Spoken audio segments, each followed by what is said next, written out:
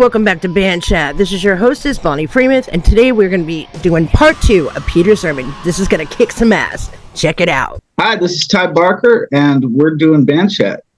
From all of us at Innocence Torn, Legacy Entertainment, and Band Chat, happy Thanksgiving. Okay, and so we were talking about the NAMM Show and about your involvement in that, and I think, again, what we were talking about was that how universal music is. I think in the universe, frequency really does kind of rule how things progress, and it gives you the energy that you need in life to keep on going. And I think that that's kind of what NAMM does, is it brings all that energy into one place. Yes, the NAMM stands for, if you guys go to namm.org, the first thing you're going to see is believe in music. 3 words, believe in music. It's awesome. That tells everything, okay? There is no war between us. Right. There is no difference between color of the skin, between language, between culture.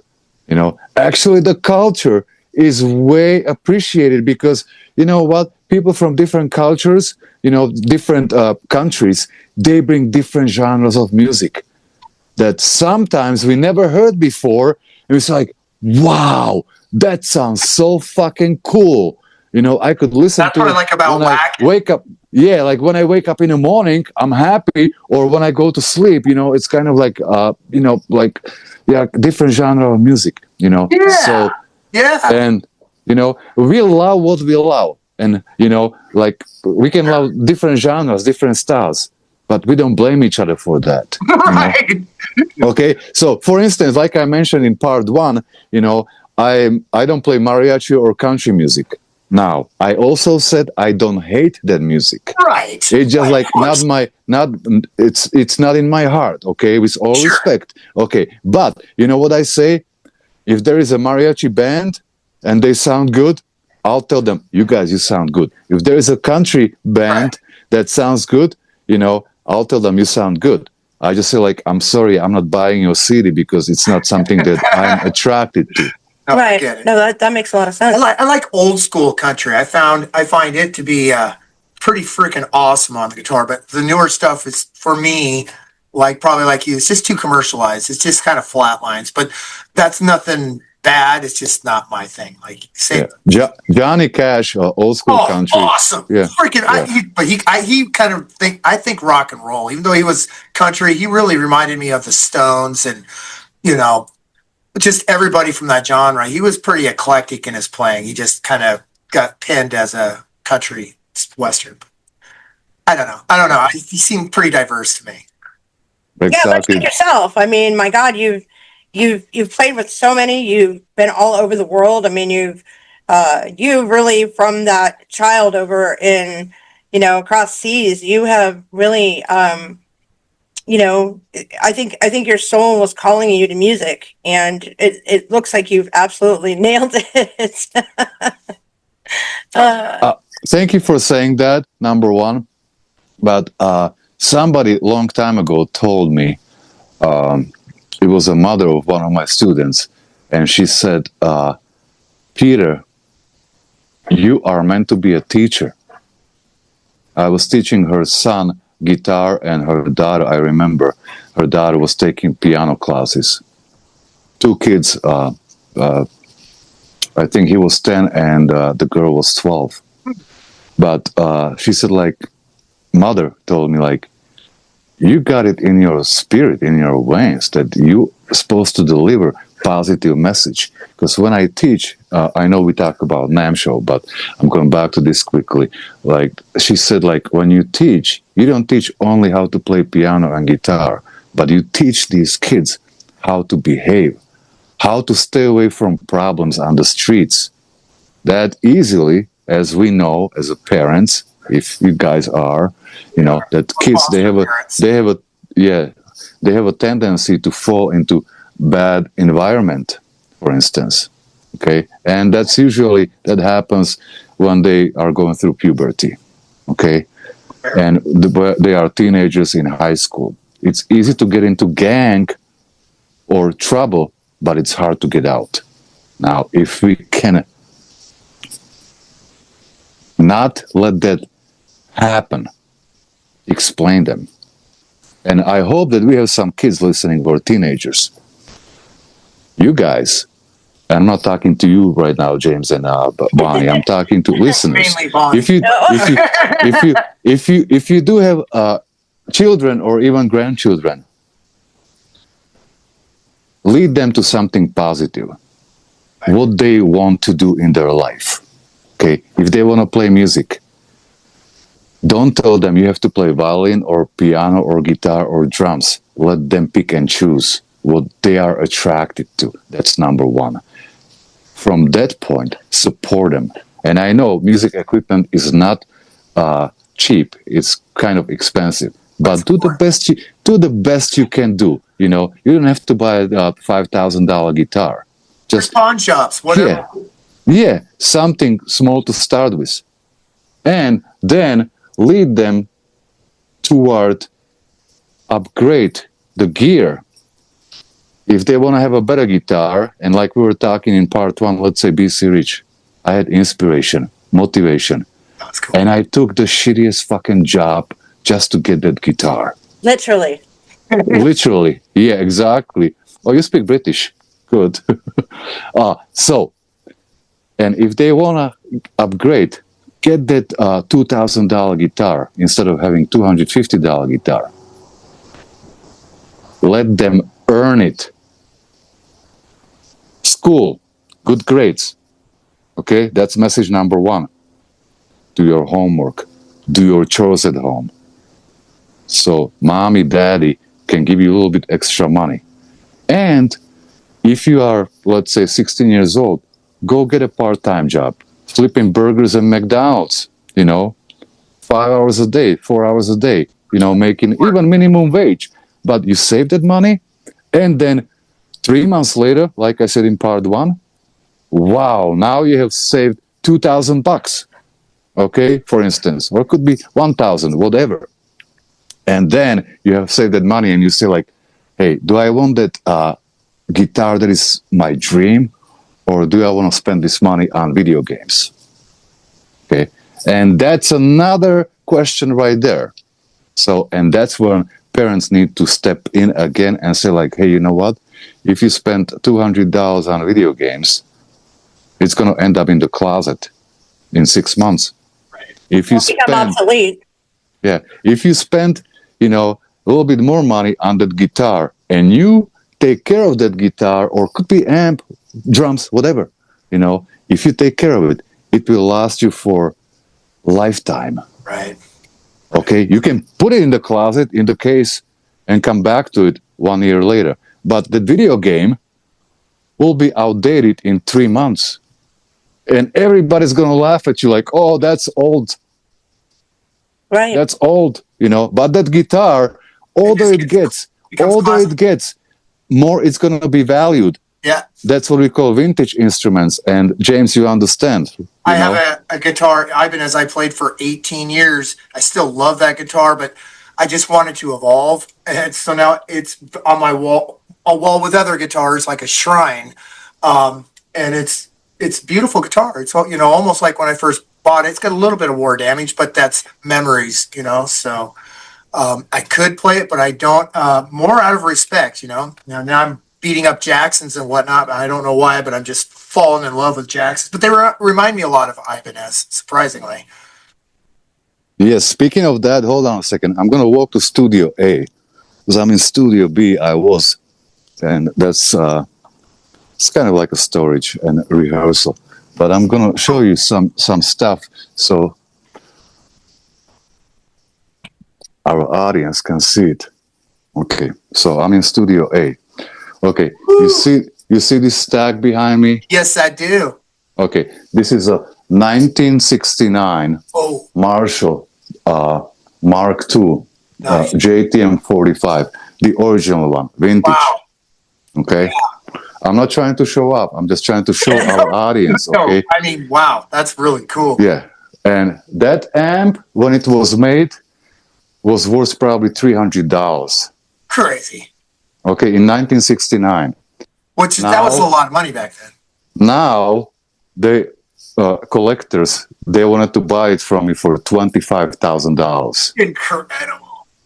No way. Man. Right? I'm not Yeah. Sorry. Okay, this is my other rig. I have so many rigs. Okay, so just really quickly, drum set for my sons. I have twins. One of them, he's a really good drummer. Okay, so here and here is my other stack. My favorite, Wagner Nice. Ecstasy head and 4x12s, obviously. And then we have a Steve Vai Legacy head over here. Oh, nice. No, I like that one. Then we have, of course, EVH, Eddie Van Halen. Oh, yeah. I got some EVH stuff too, of course. Yeah.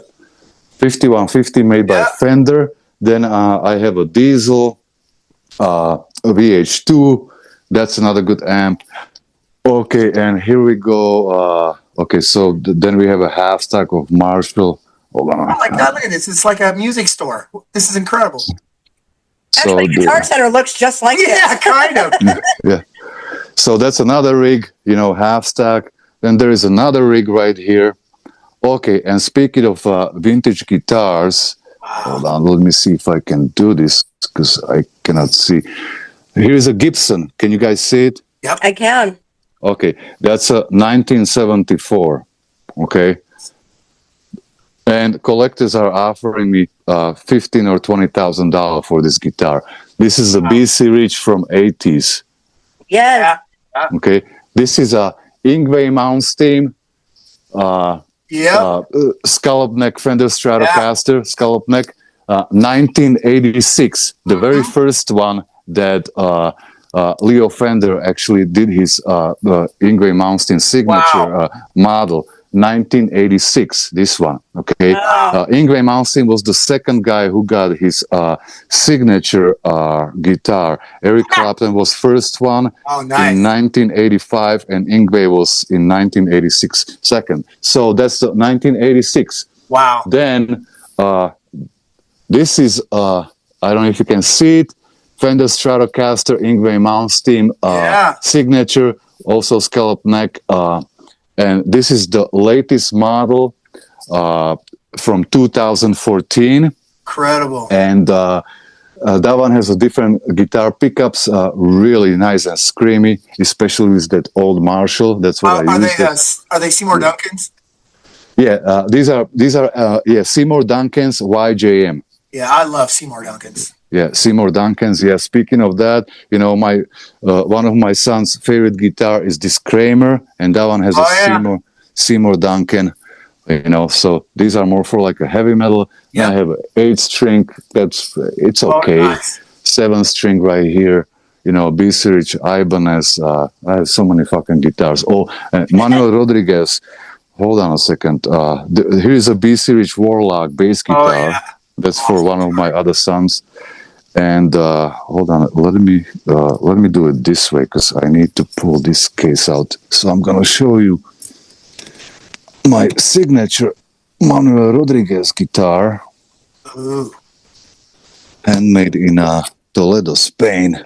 So cool.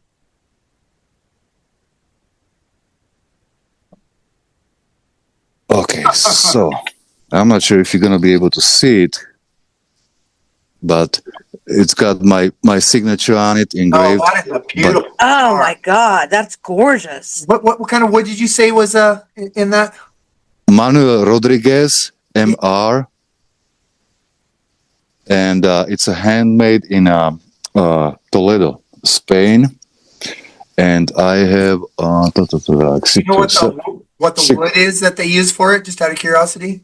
James, that's a really good question. I have brochure. I am not luthier. It can make a big difference on acoustic guitars. Yeah, but the wood is over 100 years old. Manuel Rodriguez is a third generation. His grandfather started the company like 120 years ago. That's incredible.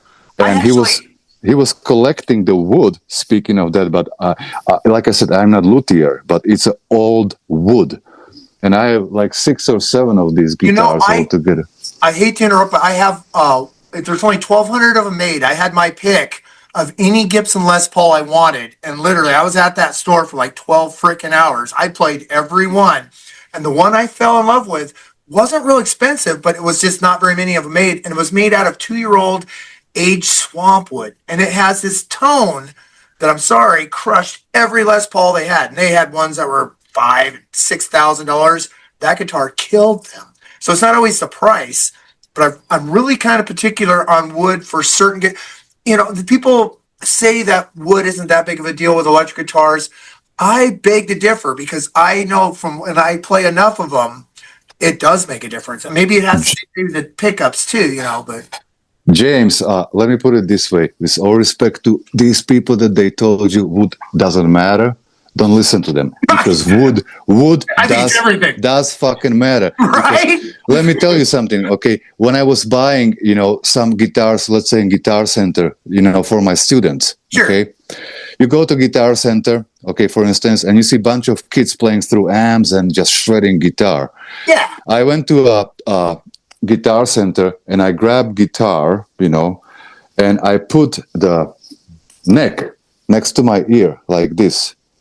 And I just started like strumming it with one of my hands, not even playing chords, Sure. I was listening the wood answer and response. Oh. When that wood was vibrating and delivering sound, I didn't need to test that guitar through the amp, because guess what? Like you said 1 minute ago, like you can change pickups and you can make that guitar be blues guitar, super clean jazz guitar, or super heavy thrash metal Metallica Slayer, or punk rock, or whatever, name it, okay? Wood does matter, listeners, okay?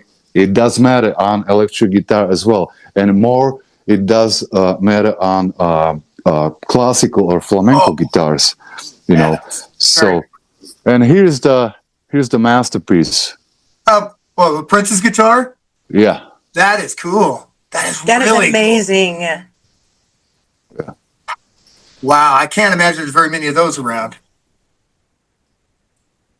He gave it to me. Wow, what an honor. That's amazing. That's such an honor. I'd have that thing in glass. Well, that's how I feel about the God, I can't think of his name, with Michael Schenker. I got one of his original guitars. We did a show down in San Diego, and Nico, God bless his soul, A friend of ours. yeah, gave me the guitar, and I'm like, I'm like, you don't have to do this. It's like I have millions of guitars, but he's from Greece, and he was actually getting upset that I wouldn't. So of course I took it, and I love it so much that I don't even want to play it. And it's a beautiful guitar, but I respect it so much that I rarely even take it out of its case. I'm so honored. So that's great. But James, with all respect to you, play it. I need to. I have played it. The tone in it's phenomenal. Yeah. Okay, let me tell you an example. My sons, I have twins, 2 boys, and they are into heavy metal. They have long hair, they play different instruments. And when I came back a couple of years ago from Europe, I brought vinyls. Remember the vinyls? And my sons are looking at me and they're like, "Daddy, what is that? Frisbee?" Oh no! Nowadays, kids they don't know about cassettes we used. They don't know about vinyls. Even CDs. When I showed CDs when my sons were in middle school, in elementary school, 5th grade, and I showed CDs to their friends, they're like, "What is it? Is it knife?" So, but anyways, going back with vinyls, okay? So I got set up for my sons, the home stereo. They have turntable, they have CD player, 5 CD player changer, cassette player, old school double deck, old school, from 70s, 80s. And Johan, one of my sons, he bought Metallica vinyl. And it's in his room unwrapped for like 3 weeks now. And I'm like, Johan, one of my sons is Justin, the other one is Johan. I said, like, Johan, why don't you play the Metallica vinyl? You go like, oh, I just like to look at it. I'm like, so Okay, you're gonna fair. so it's gonna be right there in your shelf, you know, and you're gonna be keep looking at it and say like, oh, the cover looks beautiful. So therefore, I'm going back to that guitar you were Right. talking about. I Hey, get it. play it, you know, it's meant to play it. But you know what? Take care of it. Right. Just like you take care of vinyl, you know, you don't scratch it. You wipe Right. it slowly, slightly. Guitar, you play it, you clean it, you know, you clean your strings, you know, use these solutions that they have nowadays, you know, and play it, enjoy the sound, you know, don't be afraid to play it. Yeah, you're right. You're right. You're dead on right. I'll play it at next rehearsal because it's got phenomenal tone. It's insane. It's a beautiful guitar.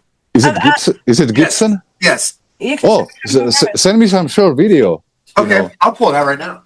He's got it sitting right here, actually. But while he's doing that, you know, we did have quite the agenda that we wanted to talk about today. At least I did, and so kind of some of that up. If you had some advice for others who are, you know, you came from an area where you know it wasn't okay to have this kind of music, so you didn't have probably the support that you might have had. Oh, there we go. Nice, beautiful. Yeah, Bonnie, I'm following you. Oh, beautiful. Yeah, it's phenomenal. And the serial numbers, everything's perfect. What would your advice to others be? Well, are we talking about music career for Yes. upcoming bands? Yes. Okay. Well, I'm gonna start with this. Okay, number one, music band is like a marriage. Yeah. Okay, it means that if husband and wife click together, it's a perfect, or not perfect, but good marriage, right? Okay, that's two people. Now, band needs 3 to 5, maybe 6, 7 people on the same page. So everybody has to be on the same page. The number one problem with bands when they form is when they start fighting, because guitarists will write this riff and bass guitarists will say like, oh, it sucks, I don't like it. Drummer will say, I love it. Okay, an example. Okay, so Yeah. people would understand. Okay, every one of us, James, you and I, we've gone through it. Okay, because nobody wasn't born professional. Okay, Right. so professional musicians are hired, you know, and we give them scores, and we tell them, okay, you're getting paid $300 an hour or whatever, and this is what you're gonna play. Okay, it's like a job. Okay, but if you form the band, you know, you have to click with each other. It's like a marriage. Okay, so let's say 5-piece band. Okay, they have to be almost like married to each other, be on the same page. Okay, not to fight. That is causing breaking the bands apart. That's very beginning when they, what we call amateur bands that are not professional yet, but they good. Okay, so they have to be on the same page. Okay, so then let's go to step number 2. Step number 2 would be, if that band, if they are good, okay, let's say, and they are on the same page, all 5 of them, okay, they get offer from a record label to get signed. Okay, what's gonna happen first thing? They're gonna start celebrating like, oh my God, we just got lucky because we got signed by a major record label, or we getting signed. Okay, and I always tell them like, no. That's for the work. When you got lucky, 5 of you guys, when you met each other because you clicked together, okay, that's when you got lucky. Okay, if you click together and work as a team, as a band, and you sound good, it's a matter of time when somebody's going to offer you record deal. Okay, let's go to step number 3. Okay, record deal. That's the most questionable thing that I've been through my whole life, experienced a lot of different opportunities and offers. That record label is considered as a company. The band, let's say, let's go back to that 5-piece band as an example. They are just employees of the factory. Right. So now record label has a professional team, producers, sound engineers, managers, promoters, whole 9 yards, okay, which is great, okay. So, but when that 5-piece bands get opportunity to get signed, the first thing they need to understand is what is under the contract, and that contract could be 50 pages, 100 pages, 150 pages, on and on and on. And they need to understand what contract does say exactly from word to word.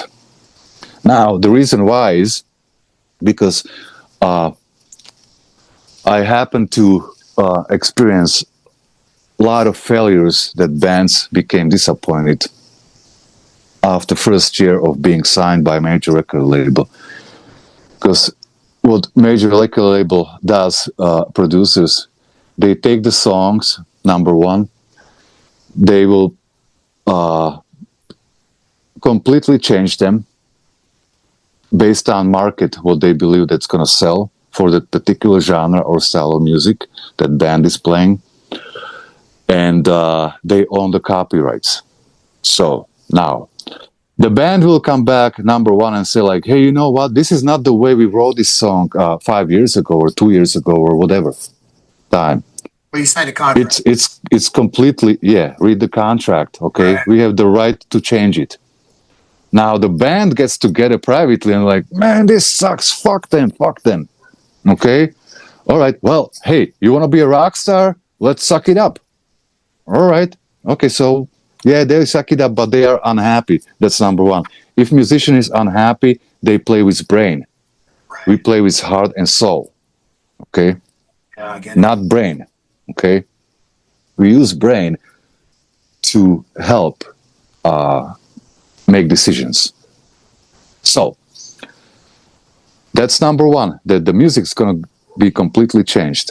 Okay? And then let's say that that particular album is very successful and goes multi-platinum, sells millions of albums, and the band is getting paid lousy $60,000 per year. Right. Each member, which is peanuts. Right. Then there is a financial problem, another conflict. They go back to a producer or record label and it's like, hey, you know what? We just sold 4 million albums or 5 million albums. We are playing stadiums, 20,000 people plus. And we're getting paid, he's getting paid $60,000. I'm getting paid $45,000. He's getting paid $50,000 roughly. I'm just throwing numbers, but right. I witnessed this. I'm not going to say with who. Okay. And so then there is another conflict. Okay. And the record label said like, hey, read the fucking contract. Okay. Okay. You are an employee. Okay. That's it. All right. And then band is going to start using brain, getting pissed off, frustrated. Music was changed. Salary sucks. What do? We need to get out. All right, Mr. Producer, we are getting out of this contract. Read the page number 99. You're stuck. You are under the contract for 3 years. Wow. Heavily what a fucking nightmare right there, right? Right. Okay, so in that case, band has two options. Either to suck it up for 3 years or change the name. Mm-hmm. And if the band is already well known, they will not own the copyrights, obviously, but they will still be able to, sell out the stadiums. Nice. And shop for different contract with different record labels. Right. Now we're leading to a point number one that they should have done when they were offered that contract for a record deal.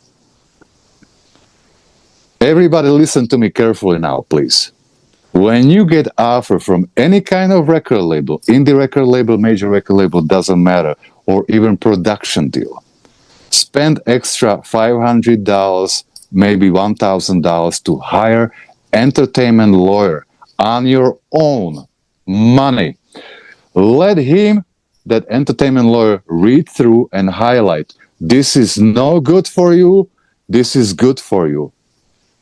Once when that is done, then you go back to record label before you sign the deal and say like, hey, I don't like this, I don't like that, or we don't like this, we don't like that. Try to renegotiate. Okay? But don't be afraid to spend that extra money, because that extra money will come back to you 1,000,000 times. Save your career, honestly. Yeah. Yeah. And that's So- like the best really good. advice in the entire world, and I really appreciate your insight on that. We've turned down 6 record labels because of that, believe it or not. We've, more than could be signed, but there was always things in the contract that were like, Yeah. that could really. Especially when it comes to our intelligent property, you know, we have to be. Yeah, but we've actually, usually it's more of like a 60-40, so they don't get all the rights, but they want a chunk of the rights, which I know we're going to have to, that's Suck that up. Oh, to a point. We have had a record label where we did keep our intellectual property rights, but they had, as far as the intellectual property, but they had the rights to distribute and do what they wanted with it for X amount of time of the contract, which is usually 2 to 3 years or whatever on the average. And we're looking at 3 more record labels. So when we find the right one, that's what we'll go for. If not, then we'll do it ourselves. It's just a lot. There's advantages and disadvantages anymore, but I would like to get a record label under our belt if it makes sense. So we've Of been course. just fine without it, but I think we could do better with one. And we've had our ups and downs with management too, because management is just as important and vicious as a record label, as we found. So I mean, Yeah. a lot of aspects. I think what he's really trying to say is we've had to learn a lot very, very quickly, and a lot in the hard way. But we've been smart. That's why we're still here. 'Cause Yeah. we've had some close calls, and it's easy to make a mistake. And it's easy just to be like, oh, record label, you know? And then it's easy to go and blow it and not have anything to show for it. And that's something that we're really, we're really looking at, okay, what do we need to You do? can go like a few $100,000 at you to make it. Oh, you're like, here you go, and then that money goes like that. Well, people don't realize that money's meant for, your travel, your production, your product. And unfortunately, we see people, buying like matching SUVs and stuff, and it's like, okay, that's really cool, but I mean, how is that going to further your band? right, and It's- those payments, they're going to catch up to Yeah. you. Well, it's what you owe back to Yeah. what you owe back to the record label. So this is amazing advice. Yeah. You have did. about 5 minutes left, so I wanted to. I did witness somebody that happened to a band that I personally knew. I was touring with, not me playing in the band. I was in different band. That they got major record deal, major record label deal, and they blew the money on not on production, promotion, and all the other stuff that is needed, but on partying. Oh, just And it's alone. And guess what? That particular band ended up going back to day jobs, Monday through Friday, 9 to 5, to pay the loan, because record label, It's a they loan. don't give you, it's a loan. They don't give you money. Say like, hey, you know what? Here's a $500,000 or $2 million or whatever. Hey, that's your money. No, gotta it's a promote. fucking loan. you It's a got to loan. sell those Just like- shows out. You got to sell those records. it's- if you it's- don't, guess what? You owe a lot of fucking money. So, Yeah, it's like mortgage, or if you buy a car, right? Woo. Peter, Okay. you are such I could just talk to you for days. Like I can't wait. I'm hoping to get to NAMM, and then you and I sit down over, a cold one and keep talking. But you have so much going on with you in your life. What are you doing here in the future? What's your future plans? Well, future plans is number one, to stay healthy and be alive. Okay, if we are not healthy, then we can do only so much. And I'm not 20 years old anymore. I'm 51. So that's number one goal. And then just go with flow. And I have a lot of stuff coming up. Going back to Europe on tour. The NAMM Show obviously is coming in January. So just step by step. I'm not like eager or anxious, like, oh, I gotta do this, I gotta do that. Hey, I'm just gonna take it step by step, just have fun. And I think that's what people, people get wrapped up in the grind and they forget to have fun. Well, that's what makes a great song, that some songs just kind of magically create themselves, and the whole thing is usually the creative process is you're having fun. You're trying to create a piece of work. That's the downside. Sometimes you get a record label like, okay, you've got 90 days to come up with 45 songs. Well, that kind of can impede a little bit on the fun. Yeah. And that's another thing, James. Yeah, you're right at that. I know we have only a couple of minutes left, but I'm going to say this, like, all musicians out there who's listening, play with your heart and your soul first. Whatever genre you play, even if you play that mariachi or country music or thrash metal or whatever, okay, play with your heart and soul. If it sounds good to you, don't change it. Okay. Now, if it sounds good to your audience, that's even better. Right. But just be yourselves. Okay. Don't try to let Hey Joe over there or Hey Mary over there tell you what to do. Okay.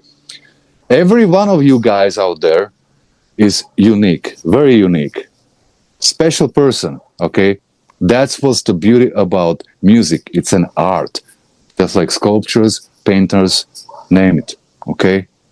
Okay. It's you, what you deliver to your audience. So don't let anybody change it. That's Man, amazing advice. We are so blessed and honored that you came on the show, but that you and I have had other conversations. You were just an amazing human. I am so glad that Rebecca brought you into my world because, you've said a lot of things that have really touched me and kind of hit on some things in my life personally. From going from a struggle in another country to doing all the things that you have done, you are an absolute inspiration, sir. And I really appreciate you coming on the show today. Thank you. My pleasure. My pleasure. Anytime, you guys. We just need to schedule. Definitely. We'll definitely have to have you back on because you've got so much information, so much knowledge. It's really. And I'm hoping to see you at the NAMM Show. If you guys need help with badge, I can get badges. Even audience. You can find me on Facebook. Okay. My name Peter Cerman. Right. And if you DM me, private message me, then I can help with badges. Awesome. Yes, we definitely want them. Yeah. Spread the word out because what we need to do, we need to bring more people back to the NAMM Show. Oh yeah. Because we were at 180,000 people 5 years ago. Right. And this year, this year, 2025, I think we had like between 60 or 80,000 people, which is like not even half. Right. Okay. Well, we will do everything we can to help support and get people there. And including ourselves. I want to go there. Yeah, we're definitely going to go. It's long overdue. So I'll hook you up with badges. Just awesome. Awesome. You have yourself a fantastic Sunday, sir, and we will talk to you again very soon. Thank you. When is NAMM this year? It's 2026. It's what, end of January? Is that right? Or January 2026, January 22 to 24. Just go to NAMM.org. Okay. We'll do that. We'll put it down in the thing, and I will do that. And I'll take some PTO and make sure that we get ourselves down there. So have a good day, Thank Peter. you so much. Bye. Thank you very much, and good night. Okay, guys, that was a band chat for the record books, people. And tonight's episode was brought to you by W Energy Drink. Listen, we are in a metal band, and we put a lot of energy out on that stage every single time we hit it. And it takes everything we got just to keep going. Well, we discovered W Energy Drink, man. It focus, energy, concentration, and reaction. I mean, it gives you laser focus with coffee fruit extract, brain food, all the best amino acids, literally vitamin B3, B6, B12, and C, only 150 milligrams of caffeine per serving. And there's no sugar, no maltodextrin, no artificial colors, dyes, fillers, or bullshit. This stuff is absolutely amazing. And right now, you can get this kick-ass starter pack just to try it out for 30% off between now and the end of November. This starter pack comes with some badassery, you guys. It comes with a Galaxy Grenade, it comes with a Dragonade, and our favorite, which is Beach and Peach. And if you guys saw our last episode, part 1 of this, Peter Cerman, you'll see that it also comes with a shaker, and the one they sent us was badass, you guys. You're going to get all of this just to try it out. We're going to give you 30% off with a promo code. All you have to do is enter band chat before you check out, and you're going to get 30% off of that. And you guys are going to get peace of mind knowing that you're putting good stuff in your body, and you're going to have laser sharp focus. Trust us, you're going to love this. You're going to lovey-dovey. All you got to do is go to dubby.gg. That's DUBBY.GG. And don't forget to enter the promo code BANDCHAT for your 30% off. Guys, let me tell you something. This changes the game. There's no jitters. There's no crash. Absolutely nothing. This stuff absolutely rocks. Give it a try, and I'll tell you, you guys are going to love the dubby. For all you metalheads are listening in on Metal Cross Radio, we just want to thank you so much for tuning in tonight, guys. We've got way more coming at you, so please keep coming back every Friday night at 8 p.m. And if you are watching us on our YouTube channel for Innocence Torn, the band, and you are tuning in to our Band Chat podcast, we can't thank you enough. Thank you so much, y'all, for being here. Please don't forget to like, subscribe, share, and comment. We love hearing from you. And keep coming back, because next Friday night, guys, we've got one hell of a brand new show coming at you. Worldwide DJ Doc Rock from Metal Shop 101.